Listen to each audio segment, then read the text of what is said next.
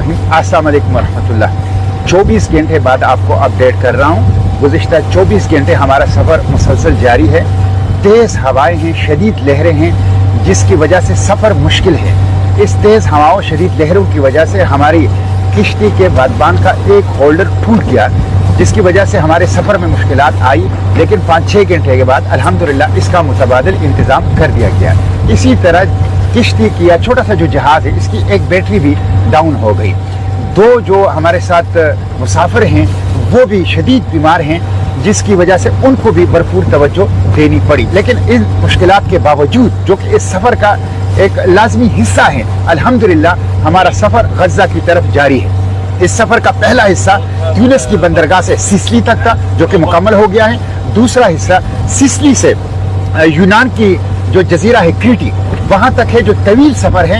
इसमें 24 घंटे गुजर चुके हैं और 40 घंटे मजीद बगैर किसी वक्फे के हमें यह सफ़र जारी रखना होगा इन पानियों के अंदर। और फिर क्रीटी से हम सब वहाँ जमा होंगे, फॉर्मेशन बनेंगे और वहाँ से इंटरनेशनल पानियों के अंदर दाखिल होकर सीधा गज़ा के सामने निकलेंगे। इंशाअल्लाह इस तीसरे मरहले फैसला कुल मरहले की तरफ हम बढ़ रहे हैं। हम इंशाअल्लाह गज़ा पहुँचेंगे, नाकाबंदी तोड़ेंगे, इमदाद पहुँचाएंगे और इस जेनोसाइड के सामने खड़े होंगे। जो ज़ोयनिस्ट अपार्थाइड रैशिस्ट जेनोसाइडल रिजीम है, वो धमकियां दे रही है कि फ्लोटेला तो दहशतगर्द हैं और इनको दहशतगर्दों की तरह डील किया जाएगा। इसके खिलाफ आवाज उठाने की जरूरत है। आवाज उठाएं, हुकूमत पाकिस्तान को जगाएं, आलमी बिरादरी को पाकिस्तान की हुकूमत के जरिए से जगाएं, जो फ्लोटेला को तहफ़्फ़ुज़ दे। फ्लोटेला को तहफ़्फ़ुज़ देना, प्रोटेक्शन देना, जेनोसाइड को रोकना है। तो दुआएं भी करें दिन रात कि बगैर किसी हादसे के, मुश्किल के, नुक्स के, फॉल्ट के हमारा ये सफर वो क्रीटी तक और फिर गज़ा तक जारी रहे।